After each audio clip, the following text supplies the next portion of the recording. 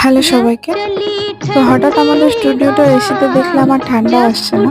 তো টেকনিশিয়ানকে ফোন করাতে ওনারা এসে দেখে গেলেন এবং নেক্সট দিনে কাজ করবেন বলে চলে গেলেন। কিন্তু নেক্সট দিনে এত ভারী বৃষ্টি হচ্ছিল যে ওনারা ঠিক সময় মতো এসে পৌঁছাতেই পারলেন না। এরপর ওনারা এসে কাজ শুরু করলেন। অ্যাকচুয়ালি হয়েছিলটা কি, এসির যে আউটডোরে যে কপার পাইপটা থাকে সেটা ভাইব্রেশনে ঘষা লেগে কেটে গিয়েছিল।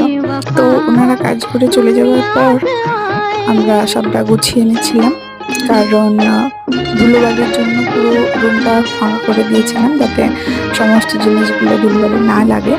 তো শেষে সব জিনিসগুলো বেশ করে নিলাম যাতে যে সমস্ত শোকেস প্রোডাক্টগুলো আমরা রাখি সেগুলো ঠিকঠাক জায়গায় রাখতে পারি। আমরা ফ্রি হলাম প্রায় সারাদিন পর। তো এসিটা ঠিক এই প্লেসটাতে ছিল যেখানে, যেটা একদম একটা রুমের এক কোণে বলতে গেলে, যেখান থেকে হাওয়াটা খুব ভালোভাবে স্প্রেড হতো না। তাই